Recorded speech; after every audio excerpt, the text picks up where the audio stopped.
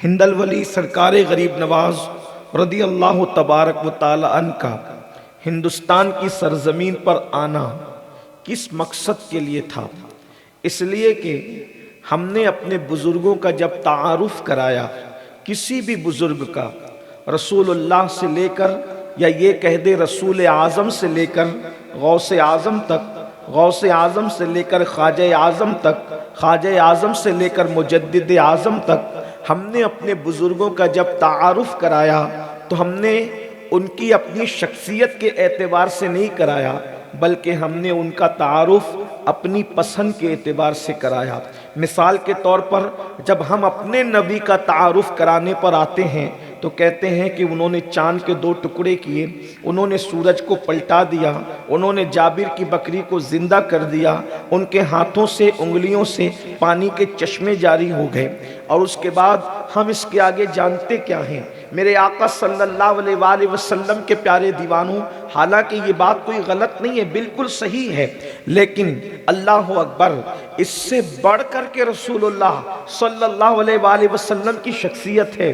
اللہ اکبر، معجزات کی طویل فہرست ہے، کبھی نہ ختم ہونے والی فہرست ہے، لیکن اللہ کے رسول صلی اللہ علیہ وآلہ وسلم نے دعوت کی راہ میں جو عظیمتیں اٹھائی ہے اور جن عظیمتوں کو برداشت کیا ہے وہ کسی اور کے حصے میں نہیں آئی۔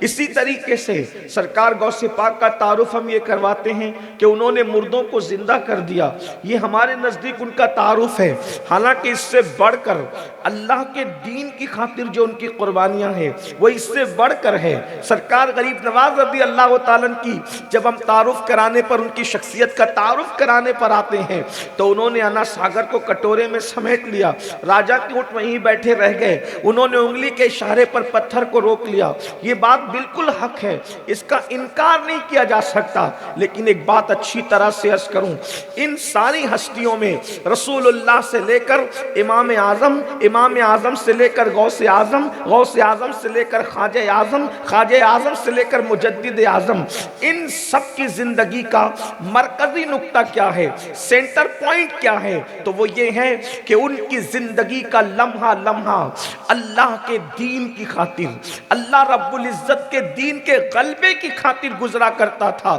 اگر مصطفیٰ جان رحمت صلی اللہ علیہ وآلہ وسلم اپنا کاشانہ اقدس چھوڑ کر دار ارقم میں آتے ہیں، دار ارقم سے شعب ابی طالب میں آتے ہیں، شعب ابی طالب سے پھر مکہ چھوڑ کر مدینہ منورہ تک جاتے ہیں، اور کبھی بدر میں، کبھی احد میں، کبھی خندق میں، کبھی خیبر میں، کبھی حنین میں نظر آتے ہیں تو صرف اللہ کے دین کے غلبے کے لیے۔ اس کے بعد سرکار غوث پاک کو دیکھ لیں، امام اعظم کو دیکھ لیں، کتنی مصیبتیں اٹھائی۔ اگر ایک ایک بزرگ کی زندگی کا واقعہ بیان کیا جائے تو یقیناً 1 گھنٹے کا جو وقت ہے، جو ہمارا بیان کا وقت ہے، وہ اسی میں ختم ہو جائے گا۔ لیکن آج ہم سرکار غریب نواز رضی اللہ تعالیٰ کی زندگی کا ایک مرکزی نقطہ آپ کے سامنے پیش کرتے ہیں۔ سرکار غریب نواز اور دین کے حوالے سے اولاد کی تربیت کے معاملے میں ان کا کردار کیا تھا، اس کی ایک بات عرض کروں۔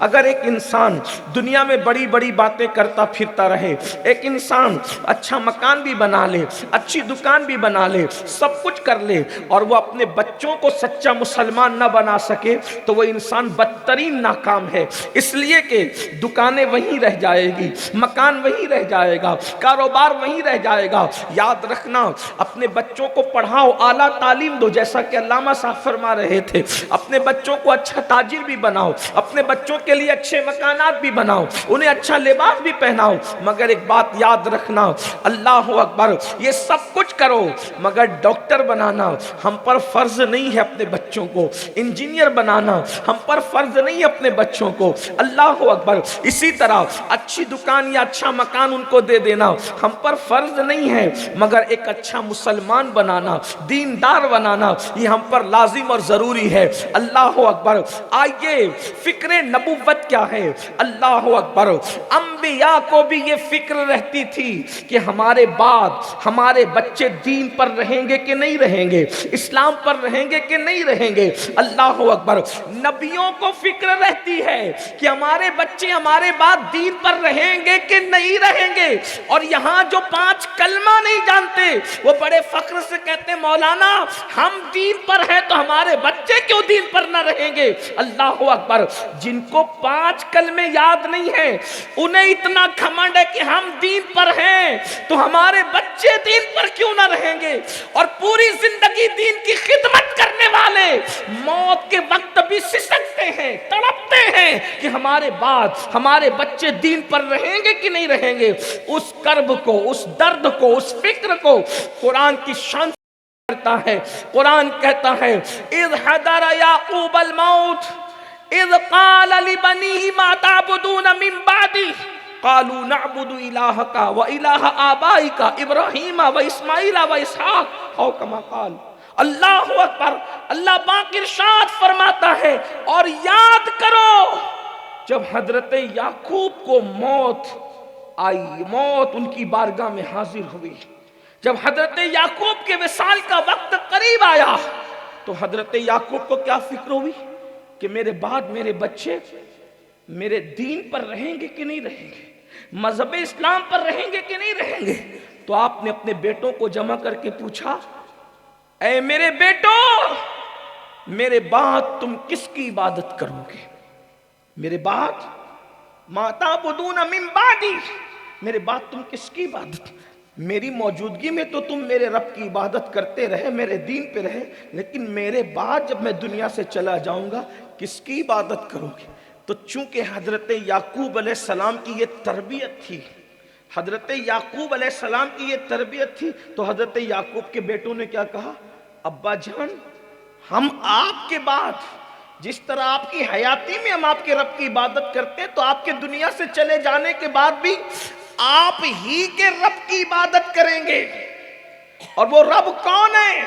جو آپ کا بھی رب ہے اور آپ کے آباء و اجداد حضرت ابراہیم، حضرت اسماعیل، حضرت اسحاق کا بھی رب ہے، اور جو وحدہ لا شریک ہے.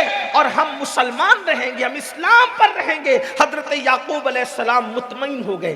پتہ چلا ایک باپ کی ذمہ داری ہے کہ وہ کتنا ہی مصروف ہو، کتنا ہی غریب ہو، کتنا ہی مالدار ہو، کچھ بھی ہو، اس کی ذمہ داری ہے کہ میرے بچے دین پر رہیں گے یا نہیں رہیں گے، وہ اس کی فکر کرے.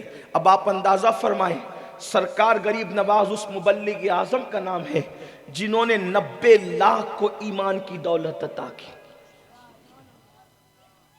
ذرا غور کریں، آج ہم اپنے ماننے والوں کو نمازی نہیں بنا پا رہے ہیں، مریدوں کو پیر نمازی نہیں بنا پا رہا ہے، بول بول کے تھک رہے پیر صاحب. استاد شاگردوں کو نمازی نہیں بنا پا رہے، باپ بیٹوں کو نمازی نہیں بنا پا رہا ہے، اپنے خود کے بچوں کو رب کی بارگاہ میں جھکا نہیں پا رہے ہیں. غریب نواز شخصیت کیا ہے؟ 90 لاکھ کو بتوں سے ہٹا کر خدا کی بارگاہ میں جھکا دیا.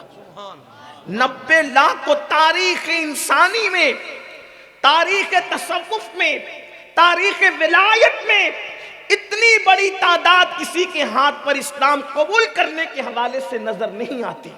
اسی لیے کچھ لوگوں کو اس میں مبالغہ بھی لگتا ہے، حالانکہ حقیقت ہے کہ سرکار غریب نواز نے جو سسٹم قائم کیا تھا دعوت و تبلیغ کا، اللہ اکبر، اس سسٹم کے ذریعے سے لاکھوں لوگوں کو اللہ نے ایمان اور اسلام کی دولت عطا فرمائی. لیکن آج میرا عنوان وہ نہیں، اللہ اکبر، اللہ کے دین کے لیے محنت کرنے والے وہ سرکار غریب نواز جو مدینہ منورہ سے پیدل چل کر ہندوستان کی سرزمین پر آتے ہیں، وہ غریب نواز جو مدینہ منورہ سے لباس پہن کر چلے تھے، اسی لباس پر پوری زندگی گزار دیتے ہیں. اور جب آپ کے وصال کا وقت آتا ہے اور وصال کے بعد سرکار غریب نواز کو جب غسل کرنے کے لیے تختے پہ لٹایا جاتا ہے اور جب آپ کا کرتا اتارا جاتا ہے تو حضور سید العلماء مہروی رحمت اللہ علیہ کے بقول اس کرتے کا وزن کئی کلو کا ہو جاتا ہے. اللہ اکبر. لوگوں نے سوال کیا غریب نواز کے کرتے کا وزن کئی کلو کیسے ہو سکتا ہے اور کیسے ہو گیا تھا؟ تو اللہ جواب دیا جاتا ہے کہ جو لباس پہن کر مدینہ منورہ سے نکلے تھے اسی لباس پر پوری زندگی ہندوستان میں گزار دی، دوسرا لباس سلانے کا موقع نہ ملا، دوسرے لباس کی طرف توجہ نہ کی۔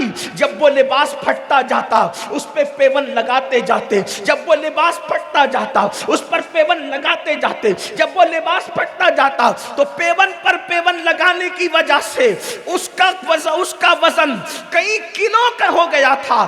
اصل کرتا تو ختم ہو گیا تھا، اصل کرتے کا کپڑا تو ختم ہو گیا تھا، وہ پیون ہی تھے جو غریب نواز کے جبے کے اندر موجود تھے۔ میں تم سے پوچھنا چاہتا ہوں غریب نواز کی محبت کا نام بھرنے والوں، ان کا دم بھرنے والوں، جن لوگوں نے دین کی خاطر یہ کیا کہ 60 سال کی عمر ہو گئی، اللہ کے دین کی خدمت میں اتنے مصروف ہوئے کہ شادی کا تصور بھی دماغ میں نہیں آیا، ایک ہی دھن تھی، اٹھتے بیٹھتے سوتے جاگتے۔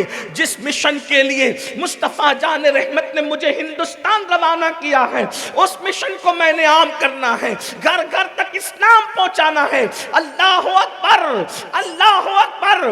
پھر کیا ہوتا ہے؟ اللہ 60 سال کی عمر ہو جاتی ہے اور نکاح نہیں ہوتا تو اللہ کے رسول صلی اللہ علیہ وآلہ وسلم خواب میں تشریف لا کر کہتے ہیں معین الدین تم میری سنت پر، نکاح کی سنت پر عمل نہیں کرتے؟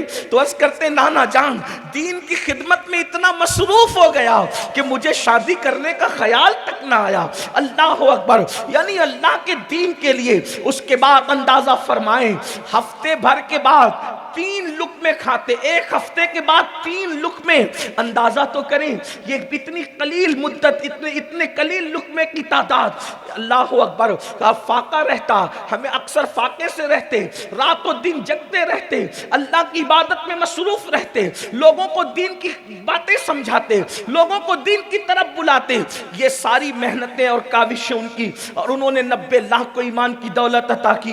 اگر آج ہندوستان کے اندر صوبہ راجستھان ہو یا یو پی ہو یا بنگال ہو یا بہار ہو یا مہاراشٹر ہو یا کوئی اور علاقہ ہو، 5 وقت اگر اذان گونج رہی ہے تو وہ سرکار غریب نواز کی محنتوں کا نتیجہ ہے۔ ہر گھر میں قرآن طاق میں رکھا ہے، غریب نواز کی محنتوں کا نتیجہ ہے۔ ہر گھر میں قرآن کی تلاوت ہو رہی ہے، غریب نواز کی محنتوں کا نتیجہ ہے۔ یہ جلسے جو سج رہے ہیں وہ غریب نواز کی محنتوں کا نتیجہ ہے۔ اللہ اکبر۔ جب تک چاند و سورج نکلتے اور ڈوبتے رہیں گے اور بلاد ہند میں جب تک اسلام کا نعرہ لگتا رہے گا وہ سب غریب نواز کو خراج عقیدت پیش کیا جاتا رہے گا۔ لیکن اللہ اکبر، اتنی محنت کرنے والی ہستی سرکار غریب نواز، اولاد کے حوالے سے آپ کی کیا کاوشیں تھی؟ اس لیے کہ آج ہمیں سوچنا پڑے گا ہماری اولاد کا دین، ہماری اولاد کی تعلیم، ہماری اولاد کا مذہب، ہماری اولاد کا مسلک کیا فکر ہے۔ سرکار غریب نواز کے 3 شہزادے ہیں، 3 بیٹے ہیں، اور سرکار غریب نواز کی 1 شہزادی ہے، 1 بیٹی ہے۔ 3 شہزادے حضرت خواجہ سید فخر الدین، دوسرے شہزادے حضرت خواجہ سید حسام الدین، اور تیسرے شہزادے حضرت خواجہ سید ضیاء الدین، اور شہزادی بی بی سیدہ حافظہ جمال۔ اب دیکھو سرکار غریب نواز اتنے بڑے مبلغ اعظم ہے، بچوں کی تربیت کیسے کی، اپنے بیٹوں کی تربیت کیسے کی؟ پہلی بات تو آپ کو یہ بتاؤں، جو خواجہ حسام الدین تھے رحمت اللہ تعالی علیہ، غریب نواز نے ان کی تربیت کر کے ان کو عاشقوں کے اس مقام پر پہنچایا جسے رجال الغیب کا مقام کہتے ہیں۔ رجال الغیب کا مقام، اللہ اکبر، اور عشق کی اس منزل پر پہنچے کہ اللہ اکبر، رجال الغیب کے ساتھ آپ بہت عرصے تک کے غائب رہے۔ یہ مقام تھا۔ خواجہ فخر الدین ہندوستان میں اتنے بڑے باپ کے بیٹے، اتنے عظیم باپ کے بیٹے خواجہ سیدی فخر الدین رحمت اللہ تعالی علیہ. آپ مجھے بتائیں اگر آج کسی استاد کے 50 شاگرد ہو جائیں تو اس کا بیٹا کتنی ٹھاٹھ سے جی سکتا ہے؟ اگر کسی بندے کے 500 مرید ہو جائیں تو اس کا بیٹا کتنی ٹھاٹھ سے جی سکتا ہے؟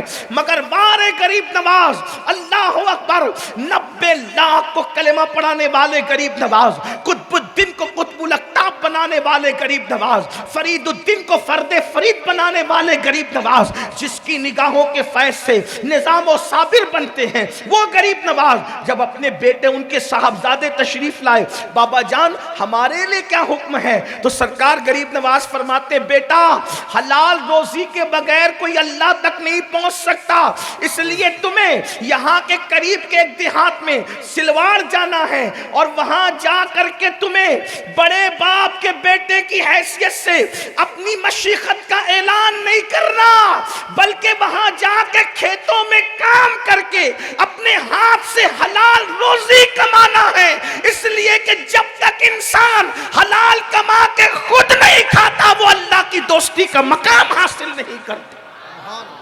اندازہ فرمائے، حالانکہ سرکار غریب نواز حضرت خواجہ فخر الدین کو اپنے پاس رکھتے تو بھی کوئی عیب کی بات نہ تھی، اس کے بعد اپنی بیٹی کو رابعۃ العصر بنایا، بی بی حافظہ جمال، خواتین میں حافظ قرآن سرکار غریب نواز رضی اللہ تعالیٰ عنہ نے اپنی شہزادی کو اللہ اکبر قرآن کی حافظہ بنایا اور علم تصوف میں اتنی مہارت عطا کی، وہ مقام عطا فرمایا کہ اللہ اکبر سرکار غریب نواز کی شہزادی علم تصوف میں وہ مقام رکھتی تھی، وہ عظمت اور بزرگی رکھتی تھی کہ بہت سارے اولیاء جب تصوف کے معاملے کے اندر کسی گتھی کو الجھ جاتی تو پردے کے پیچھے سے بی بی حافظہ جمال سے تصوف کے ان مسائل کو سن کر ان گتھیوں کو وہ سلجھاتی ہوئی نظر آتی، اور ام المومنین اما جان سیدہ عائشہ صدیقہ رضی اللہ تعالیٰ عنہا کی گویا کہ یاد تازہ کرتی نظر آتی کہ ام المومنین سیدہ عائشہ صدیقہ پردے کے پیچھے سے ہزاروں صحابہ اور تابعین کی استادی کرتی نظر آتی ہے۔ اس کا جلواج میرے معلّہ میں سرکار غریب نواز کی شہزادی نے دکھایا۔ یہ سرکار غریب نواز کی تربیت کا نتیجہ تھا۔ مکرانہ والوں، گرد نواز سے آنے والوں، آج میں آپ سے پوچھنا چاہتا ہوں کہ اللہ اکبر، ہم نے اپنے بچوں کو دولت تو دی، اچھے لباس تو دیے، اچھی کاریں تو دی، اچھے اللہ اکبر کاروبار تو دیے، کیا ہمارے بچے دین جانتے ہیں؟ اور کتنا دین جانتے ہیں؟ بتاؤ، جتنا علم و فرض ہے، نکاح اور طلاق کے معاملات کو لے لیں، نمازوں کے معاملات کو لے لیں، کاروبار کے معاملات کو لے لیں، نماز جنازہ کے معاملات کو لے لیں، علم العقائد کے معاملات کو لے لیں، بتاؤ کہ ہمارے بچے یہ سب کچھ جانتے ہیں؟ بڑی دردناک صورتحال ہے۔ آج لوگ یہ کہہ رہے ہیں صرف کہ بچیاں غربت کی وجہ سے مرتد ہو رہی ہے، صرف بچیاں مرتد نہیں ہو رہی ہے بلکہ بچے بھی مرتد ہو رہے ہیں، جوان بھی دین سے نکل رہے ہیں۔ اور وجہ کیا ہے؟ اللہ اکبر، گھروں میں مذہب کی تعلیم نہیں ہے، گھروں میں مذہب کا ماحول نہیں ہے۔ یاد رکھنا، ہم کوئی پیشن گوئی نہیں کر رہے کسی صوفیہ ولی اور صاحب کشف کی حیثیت سے، بلکہ حالات کا اندازہ کر کے مفکرین سے سن کر آپ تک پہنچا رہے ہیں۔ اے میری قوم کے جوانوں، اگر دین کے بارے میں یوں ہی تساہلی برتی گئی، یوں ہی سستی برتی گئی تو اللہ نہ کرے کہیں ایسا نہ ہو کہ آپ کے بچے کلمہ پڑھنے والے تک نہ رہیں، کلمے کے منکر ہو جائے۔ آپ کیا سمجھتے ہو؟ آج جب میں آپ کے سامنے ایک مقدمہ رکھنا چاہتا ہوں، اور کسی کی برائی کے لیے نہیں، صرف آپ لوگوں کو دعوت فکر دینے کے لیے۔ آپ نے ایک نام سنا ہوگا، ہندوستان کی سرزمین پر سب سے پہلا فتویٰ انگریزوں کے خلاف جس ہستی نے دیا ہے، اس ہستی کو دنیا اللہ اکبر مجاہد حریت حضرت علامہ فضل خیر آبادی کے نام سے جانتی ہے؟ کون فضل خیر آبادی جس نے انگریزوں کو دھول چٹایا ہے؟ کون فضل خیر آبادی؟ ہزاروں انگریزوں کے بچے اللہ اکبر جج کے فن میں فضل خیر آبادی کے شاگرد تھے۔ کون فضل خیر آبادی؟ ایک جج کا، ایک انگریز کا بچہ فضل خیر آبادی کا شاگرد تھا۔ جب فضل خیر آبادی، علامہ فضل خیر آبادی رحمت اللہ تعالی علیہ پر مقدمہ چلایا گیا بغاوت کا، ہم انقلاب کہتے ہیں، وہ بغاوت کہتے ہیں۔ انگریز اس کو بغاوت کا نام دیتا ہے، انگریز اس کو غدر کا نام دیتا ہے، انگریز اس کو دھوکے کا نام دیتا ہے۔ فضل خیر آبادی کو کورٹ میں انگریز جج جو شاگرد تھا، جو شاگرد تھا آج وہ جج بن چکا تھا، اس نے کہا استاد میں آپ کو جانتا ہوں، محبت کرتا ہوں، پیار کرتا ہوں، بس آپ اتنا ایک مرتبہ کہہ دیجئے کہ جس نے جہاد کے فتوے پہ دستخط کی ہے فضل حق نام تو اس کا ہے، مگر وہ فضل حق میں نہیں ہوں، کوئی اور ہے۔ فضل حق کون؟ فضل حق امام المنطق جسے کہا جاتا تھا وہ فضل حق۔ علامہ سے جب کہا آپ کی جان بچا لوں گا مرشد، تو فضل خیر آبادی نے کہا تھا واللہ ایک جان نہیں، اگر ہزاروں جانیں اللہ دے تو میں دین کی عظمت پہ قربان کر دوں گا، میں بمانگے دہل کہوں گا۔ وہ فضل حق میں ہی ہوں جس نے فتویٰ جہاد کا انگریزوں کے خلاف دیا ہے۔ ارے تو کیا سمجھتا ہے یہ جان تو جانے والی ہے، اگر آج جھوٹ بول کر جان بچا لوں گا فضل حق کی جان تو بچ جائے گی، قیامت تک فتوے سے اعتبار اٹھ جائے گا، ہم ہزاروں جانیں قربان کر دیں گے مگر شریعت کو قربان ہونے نہیں دیں گے۔ وہی فضل حق، وہی فضل حق۔ پھر اس کے بعد انڈمان کی زمین پہ بھیجا گیا، کالے پانی کی سزا دی گئی، دریائے شور جسے کہا جاتا ہے، چاروں طرف سے پانی پانی ہے، کوئی زمینی راستہ نہیں ہے۔ اس کالی کوٹری میں فضل خیر آبادی کو بیل گاڑی کے پہیے سے باندھ کر بیل کو چلایا جاتا۔ فضل خیر آبادی جب بیل گاڑی کے پہیے سے بند کر ہڈیاں کڑ کڑ کرتی تو اس وقت فضل کہتی ہے اغثنی یا رسول اللہ، اغثنی یا رسول اللہ، اغثنی یا رسول اللہ۔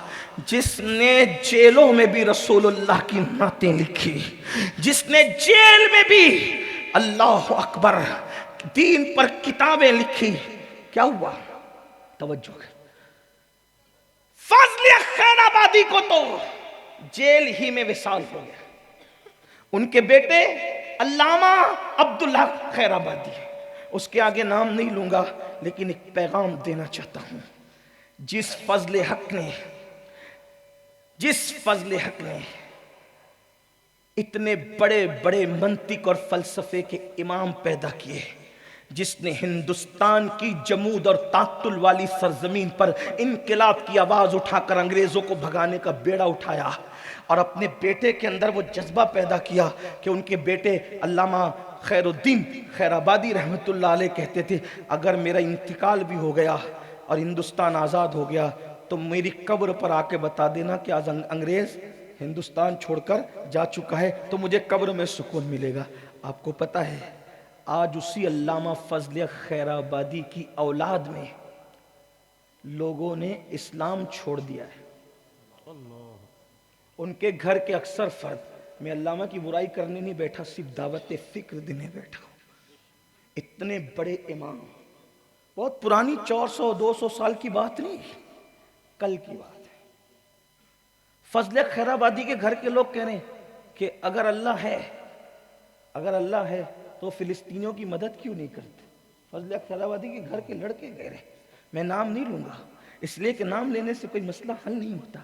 آپ سے پوچھتا ہوں فضل خیر آبادی کے سامنے اپنا علمی مقام کیا ہے؟ تقویت الایمان کے رد میں جس نے تحقیق الفتاوی لکھ کر کے پوری دنیا کے اندر انقلاب کی آواز اٹھائی، اتنا بڑا محقق جس کو امام المنطق فضل خیر آبادی کون ہے؟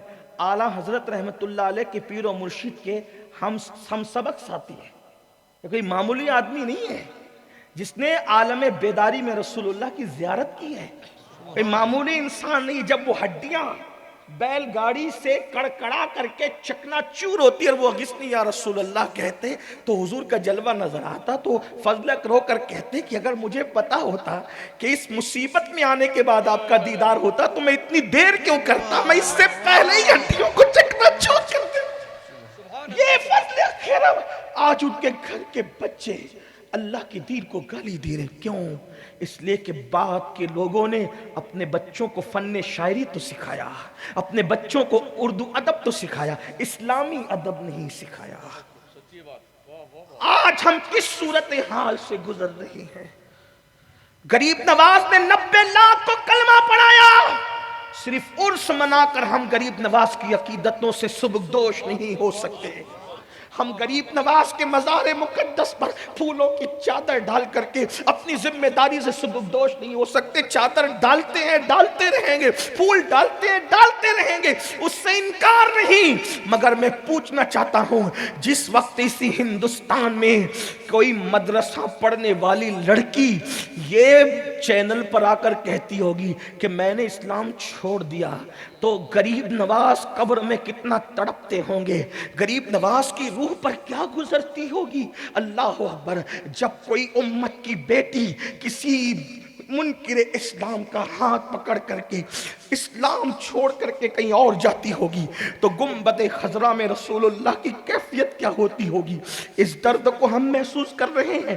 ہم تو یہ سمجھتے ہیں میں مسلمان ہوں، 3 بار پیٹ بھر کے روٹی کھا لوں، شادیاں کر لوں اور رنگریلیاں کر لوں۔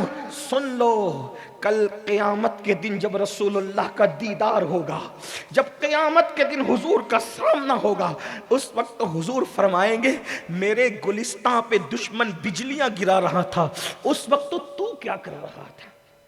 صرف 5 وقت کی نماز پڑھ کے، تہجد پڑھ کے، قرآن پڑھ کے جنت کا خواب دیکھنے والوں، آج حضور کے گلستان پہ بجلیاں گر رہی ہیں اور ہم کہاں؟ ابھی بھی ہم تاش کے پتوں میں مبتلا ہیں، ابھی بھی شراب پی جا رہی ہے، ابھی بھی عورتوں پہ پاپ کی نظریں ڈالی جا رہی ہے۔ کبھی سوچا اس دین کی خاطر ہمارے اسلاف کی قربانیاں کی؟ نبی راک کو مسلمان بنا دیا غریب نواز، یوں ہی بنایا؟ پڑھ لو غریب نواز کی زندگی۔ جے پال جوگی کے مسلمان ہونے تک غریب نواز انا ساگر کے کنارے ایک درخت کے نیچے برسوں زندگی گزارتے۔ میں آپ سے صرف پوچھنا چاہتا ہوں، جو برسوں آپ ایک درخت کے نیچے بیٹھے تھے، کیا اس راجستھان میں سردی کا موسم نہیں آیا ہوگا؟ گرمی کا موسم نہیں آیا ہوگا؟ برسات کا موسم نہیں آیا ہوگا؟ یہاں تو پہاڑیوں کی زمین پر سردی بھی ویسی کڑاکے کی، گرمی بھی ویسی کڑاکے کی اور برسات بھی ویسی دھماکے دار ہوتی ہے۔ سوچو تو صحیح، جب غریب نواز کے وجود ناز کو سردی پکڑتی ہوگی، اتنی محنت کس لیے کی؟ امام حسین کو تو لوگ تانا دیتے کہ تخت کے لیے گئے تھے، لیکن غریب نواز رضی اللہ تعالیٰ عنہ تو غوری کو بلا کے کہتے ہیں کہ تو آ کے بادشاہ بن تاکہ لوگوں کو پتا چلے ہم نے جو اتنی محنت کی ہے بادشاہ بننے کے لیے نہیں کی ہے، ہم بادشاہ نہیں، ہم بادشاہ گر ہیں، کنگ میکر ہیں، جس کو چاہتے اس کو بادشاہ بنا دیں۔ جن کی رگوں میں رسول اللہ کا خون ہے اس کو تخت شاہی سے لینا کیا ہے؟ اس کو تخت شاہی سے لینا کیا؟ ارے جن کی رگوں میں خون ہے اس کو کچھ نہیں لینا، تو جسے رسول اللہ نے اپنے کندھوں پہ بٹھا کر کے سجدے طویل کیے ہو اسے دنیا کی سیاست سے کیا لینا تھا؟ لیکن آپ سے پوچھنا چاہتا ہوں، تھوڑا کبھی تصور کیا ہوتا اپنے بزرگوں کی ان محنتوں کا احساس؟ کب کریں گے ہم محنتوں کا؟ یہ جلسے صرف تعداد دکھانے کے لیے نہیں۔ آئیے، اگر ہم غریب نواز کی محنتوں کو آج لوگ ڈیمیج کرنے کی کوشش کر رہے ہیں تو ہم عوام ہو کر کے کیا کر سکتے ہیں؟ اس میں ہمارا کیا رول ہو سکتا ہے؟ نمبر 1، ہم اپنے بچوں کو، اپنی بچیوں کو، اپنی بیوی کو، گھر والے ہم دیندار بنائیں۔ صرف اپنے گھر میں دینی ماحول پیدا کرو، اپنے گھر میں دینی۔ اب دینی ماحول سے مراد کیا؟ داڑھی، ٹوپی، 5 وقت کی نماز، صرف یہ نہیں۔ داڑھی اپنی جگہ، ٹوپی اپنی جگہ، نماز کی اہمیت بھی بالکل لازم۔ نماز کے بغیر تو کوئی کیا ہو سکتا. غریب نواز فرماتے اللہ کے رسول کی حدیث ہے, غریب نواز کہہ رہے ہیں اللہ کے رسول کی حدیث ہے, جس کی نماز نہیں اس کا دین نہیں. آپ اپنے آپ کو کچھ بھی کہو, میں غریب نواز کے ملفوظ پڑھ رہا ہے, اپنی طرف سے نہیں. شیخ عبدالحق محدث دہلوی رحمت اللہ علیہ نے غریب نواز کے جن ملفوظات کو نقل کیا ہے میں وہاں سے آپ کے سامنے پیش کر رہا ہوں. اور ویسے حدیث بھی ہے, کئی کتابوں میں لکھی ہوئی ہے کہ جس کی نماز نہیں اس کا دین نہیں. اللہ کے رسول علیہ السلام نے کئی مقامات پہ, ایک مقام فرمایا جس کے پاس امانت نہیں اس کا دین نہیں, ایک مقام پہ فرمایا جہاں عشق رسول نہیں وہاں دین نہیں. کئی مقام پر یہ حدیث آئی ہے. تو قریب چشتی بن گئے, رضوی بن گئے, اشرفی بن گئے, برکاتی بن گئے, ساوری بن گئے, مداری بن گئے, قادری بن گئے, نقشبندی, سہروردی, سب بنے. کیا مسلمان بھی بنے سچے جیسا وہ بنانے آئے تھے؟ صرف کوئی خطابت نہیں, یہ کسی مستانے کا درد دل ہے. مکرانہ والوں, کابر میں فضل خیر آبادی پر کیا گزر رہی ہو تو اللہ جانے وہ کتنے بے چین ہوں گے, لیکن وہ کیفیت آپ پر نہیں آنا چاہیے. اس لیے اپنے گھر والوں کو, لوگ ہمیں بیکورڈ کہیں ٹھیک ہے, لوگ ہمیں دقیانوسی کہیں ٹھیک ہے, لیکن اپنے بچوں کو دین پر رکھنے کو, وہ دینداری کیا ہے, اصل دینداری کیا ہے. دیکھیے نماز روزہ سب کچھ, لباس آپ کا بچہ کوئی پہنے مگر اندر سے دل دین کے حوالے سے بالکل مضبوط ہو, دین میں مضبوطی استحکام ہو, جہاں جھوٹ کی گنجائش نہ ہو, جہاں خیانت کی گنجائش نہ ہو, جہاں نشے کی گنجائش نہ ہو, جہاں کسی عورت پر بد نگاہی اور بد نظری اور بدکاری اور زنا کا کوئی تصور نہ ہو. آج مسلمان سور کے نام سے تو نفرت کرتا ہے, کیا شراب کے نام سے بھی اتنی نفرت کرتا؟ تو جتنا حرام سور ہے اتنا ہی حرام تو شراب بھی ہے. جتنا حرام سور ہے, شراب پینا اور سور کھانا دونوں برابر ہے. بلکہ شراب پینا اور پیشاب پینا دونوں برابر ہے. اور اس سے بڑھ کر جو گندگی آج ہے سود کے دھندے. سور کھانا جتنا حرام اتنا ہی حرام سود کھانا بھی ہے. لوگ سور کھانے سے پرہیز کرتے اور سود ہڑپ کیے جا رہے ہیں. اور ایک بات بتاؤں, بلکہ سود تو اور بدترین ہے, سور کھانے سے بھی برا سود کھانا ہے. کیونکہ سور کھانے والے کے لیے اللہ نے قرآن میں جنگ کا اعلان نہیں کیا, مگر سود کھانے والے کے لیے اللہ نے جنگ کا اعلان فرمایا ہے. اللہ نے ان کے ساتھ جنگ کا اعلان کیا ہے. جب ہمارے بچے سود کے حرام لقمے پہ پرورش پائیں گے, کیا خاک وہ دین پر عمل کریں گے؟ دین پر کیا عمل کر سکیں گے وہ؟ تو دینداری ہو اور ان کی تربیت ہو. ایسا نہیں کہ باپ گھر میں بیٹھ کر کے کچھ نہ جانتا ہو بولے جاؤ نماز پڑھو, نہیں, باضابطہ تربیت ہو. تربیت کا ایک سسٹم ہو جو واقعی دینداری. اور دینداری کا ایک آسان تصور دیکھو, حضور علیہ السلام نے پیش فرمایا, ارشاد فرمایا اپنے بچوں کو 3 باتیں سکھاؤ. آقا علیہ السلام کی حدیث ہے. تربیت کہاں سے شروع کریں؟ اپنے نبی کی محبت پہ, حضور کی محبت, حضور کی اہل بیت کی محبت اور قرآن کی تعلیم. اچھا, قرآن کی تعلیم سے مراد ہم کیا لیتے ہیں پتہ ہے؟ حضرت میرے بچے کا تو قرآن ختم ہو گیا نا, دے دی میں نے قرآن. میرے بھائی قرآن پڑھنا سکھایا ہے, ابھی قرآن کی تعلیم کہاں دی ہے؟ قرآن پڑھنا الگ ہے, قرآن کی تعلیم الگ ہے. تعلیم سے کیا مراد ہے؟ قرآن کہتا کیا ہے؟ ہر مسلمان کے بچے کو کم سے کم نئی ڈیپلی اتنا شعور تو آنا چاہیے کہ قرآن کہتا کیا ہے.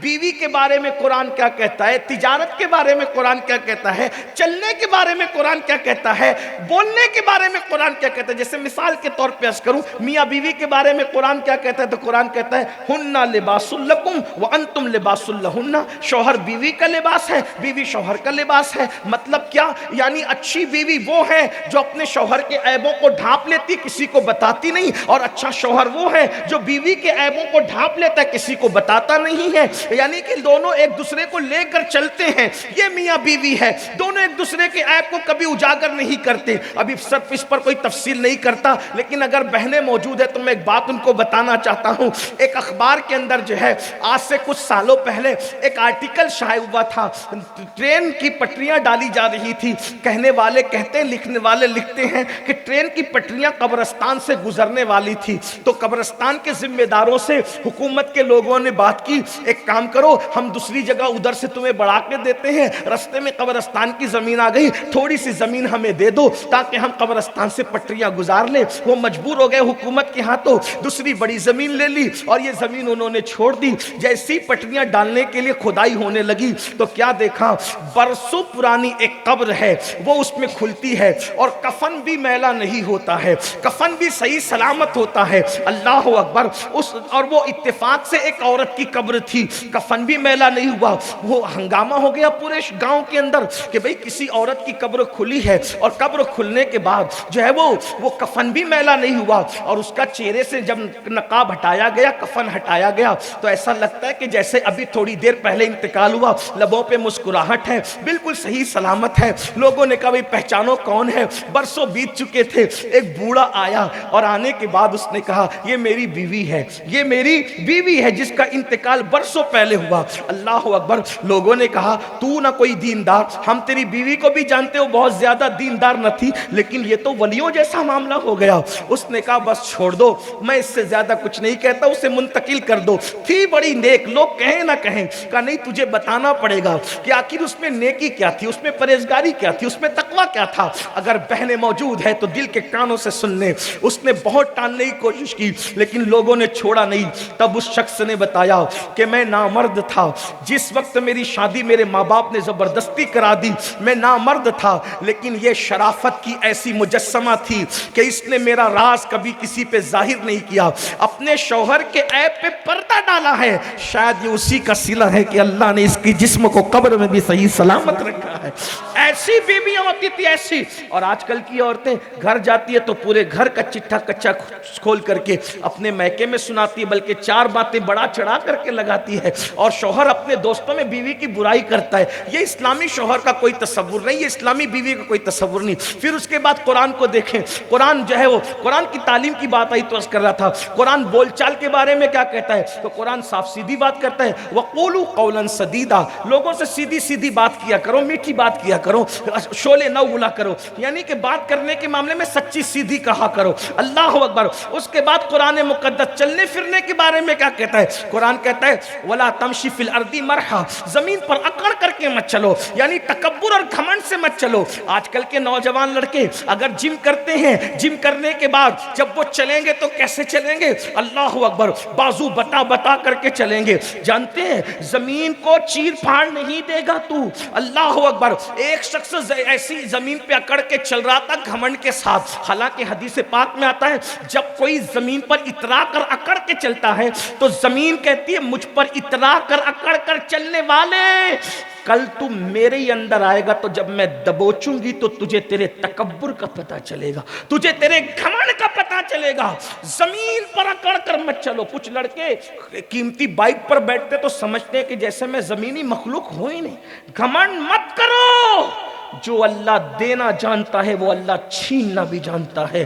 نہ جوانی پر، نہ دولت پر، نہ نسب پر، نہ علم پر، نہ عمل پر، نہ تقوی پر، کسی چیز پہ گھمنڈ نہ کرو، اس لیے کہ اللہ رب العزت کی بارگاہ میں کچھ نہیں دیکھا جاتا۔ ان اللہ لا ينظر الى صورکم والى اموالکم ولکن ينظر الى قلوبکم، نہ اللہ تمہارے چہرے دیکھتا ہے نہ تمہارے مال دیکھتا ہے، وہ تو تمہارے دلوں کو دیکھتا ہے، وہ تو تمہارے قلب کی کیفیت کو دیکھتا ہے۔ اسی لیے تصوف میں لوگ کہتے ہیں اچھا کھانا چھوڑ دو، اچھا پینا چھوڑ دو، اچھے کپڑے چھوڑ دو، صوفی بن جاؤ گے۔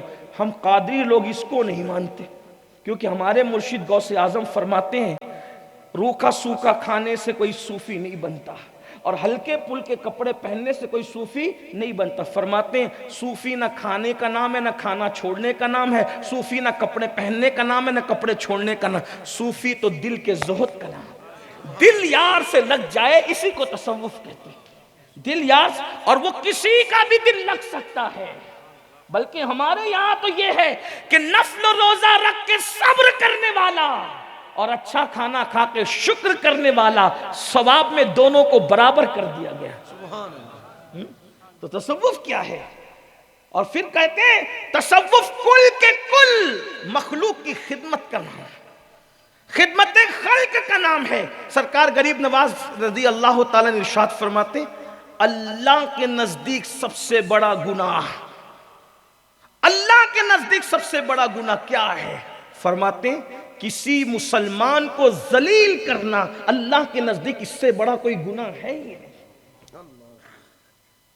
اللہ رب العزت کو اس وقت تو بڑی اذیت ہوتی ہے جب تم کسی مسلمان کو ذلیل کرتے ہو، رسوا کرتے ہو۔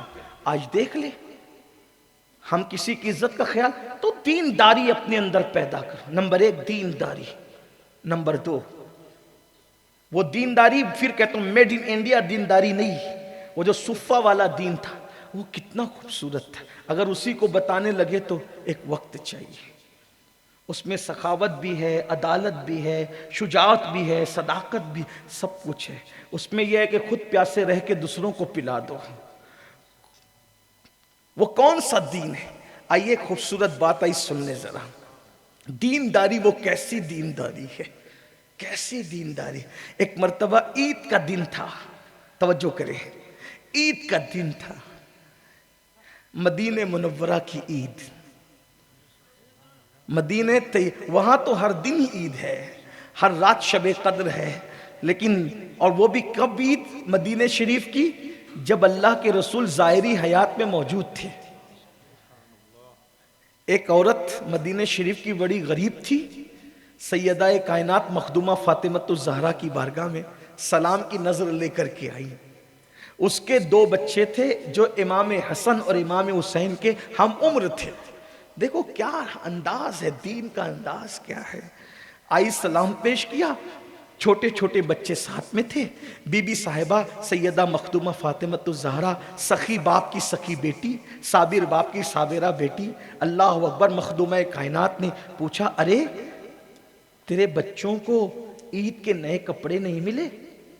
اس نے کہا بی بی ہم قسمت کے مارے، وقت کے ہارے، حالات کے ستائے، ہمارے پاس نئے کپڑوں کی گنجائش کہاں، اسی لیے تو آپ کے گھر آئی ہوں تاکہ سلام کی نظر بھی کر دوں گی، اور میرے بچے شہزادوں کے ہم عمر ہیں، تو آج عید کے دن آپ کے شہزادوں نے نئے کپڑے پہنے ہیں، تو جو پرانے کل تک پہنے تھے وہ تو اتر گئے ہوں گے، تو شہزادوں کا اترن لینے کے لیے آئی ہوں کہ اپنے بچوں کو شہزادوں کا اترن پہنا دوں گی۔ اتنا کہنا تھا، شہزادے سو رہے تھے حسنین کریمین، بی بی صاحبہ نے دونوں کو اٹھایا، اٹھا کر کے نئے کپڑے اتارے اور پرانے پہنائے اور دونوں نئے کپڑے دے دیے۔ اس عورت نے کہا بی بی یہ کیا کر رہی ہیں؟ فرمایا ہم لوگ اللہ کے نام پر پرانا پھٹا نہیں دیتے، ہم پرانا اپنے لیے رکھتے ہیں اور اچھا اللہ کے لیے دیتے ہیں۔ جب تو آئی ہے اللہ کے لیے لینے کے لیے تو پھر اللہ کے لیے تو اسی طرح دیا جائے۔ یہ دینداری کا تصور تھا، یہ دینے کا۔ آج تو جو کہیں نہیں چلے گا وہ اللہ کے نام پہ دیا جاتا ہے۔ مسجد کے اندر سب سے پھٹی نوٹ کہیں نہ چلے، جو پیٹرول پمپ پہ نہ چلے، ادھر نہ چلے، بینک میں نہ چلے، وہاں نہ چلے، وہ مسجد میں دی جاتی ہے۔ اللہ ہو اسی طرح ذہین بچوں کو ڈاکٹر، ٹیچر، انجینئر بنایا جاتا ہے، اور جو کسی کام کا نہیں ہوتا وہ کہتے اس کو کوئی دین کے کام میں لگا دو، اس کو معاذ اللہ استغفر اللہ۔ یہ حال ہے، یہ صورت ہے۔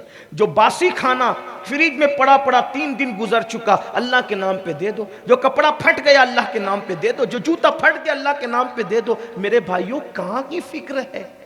تو دینداری وہ ہو جو اللہ کے رسول صلی اللہ علیہ وآلہ وسلم لے کر آئے، جہاں گالی کا تصور نہ تھا، جہاں جھوٹ کا تصور نہ تھا، جہاں ناپ تول میں کمی نہ تھی، بلکہ یوں کہہ لے حضور جو دین لے کر آئے تھے ویسی دینداری اپنے گھر میں پیدا کرو، نمبر 1۔ نمبر 2، اپنے آپ کو تجارت کے میدان میں مالدار کرو، تاجر بنو، اچھے تاجر بنو، اور صرف خود مالدار نہ بنو، رشتہ دار کو، محلے پاس پڑوس والوں کو مالدار بنانے کی کوشش کرو، کیونکہ غربت کبھی کبھی انسان کو کفر تک پہنچاتی ہے۔ ایک بات عرض کرتا ہوں بات سمیٹتے ہوئے، آج جو شور ہو رہا ہے نا، بچیاں مرتد ہو رہی ہے، بچے مرتد ہو رہے ہیں، میرے اپنے اندازے کے مطابق، اندازہ غلط بھی ہو سکتا ہے، اکثریت جو ارتداد کی طرف جا رہی ہے 90%، اس میں کہیں نہ کہیں غربت کو عمل دخل ہے، غریبی۔ ہم چند لوگ اگر مالدار ہیں نا، جن کو دولت مل رہی ہے، تو وہ بہت خوش فہمی میں ہے کہ سب اچھے، یعنی ہم اچھے تو سب اچھے، ایسا نہیں ہے۔ اور ایک بات یہ بھی یاد رکھنا میرے بھائیوں، جو خود پیٹ بھر کے کھا کے سو جائے اور پڑوسی بھوکا سوئے اس کی خبر نہ کرے، اللہ کے رسول فرماتے وہ مومن نہیں ہو سکتا۔ جو خود کھا کے سوئے پڑوسی بھوکا سو۔ آئیے میں آپ کے سامنے ایک بات پیش کروں، کیسے لوگ مرتد ہونے کی طرف اور مجبوری میں لوگ کیسے جاتے ہیں۔ آج آپ کو پتہ ہے دنیا کے اندر اکثریت میں اگر لوجوں میں کسی قوم کی بیٹیاں بک رہی ہے تو وہ کلمہ پڑھنے والی بیٹیاں۔ سگنلوں پہ بھیک کون مانگ رہا ہے برقع پہن کے؟ اکثریت کلمہ پڑھنے والوں کی۔ اور ہمارا انداز ہے کہ ہم وہاں پر حصہ لیتے ہیں جہاں بڑی تصویریں چھپتی ہیں، ہمارا نام ہوتا ہے، جو اللہ کے لیے کرنے کا اس میں کچھ جلدی ہم حصہ نہیں لیتے۔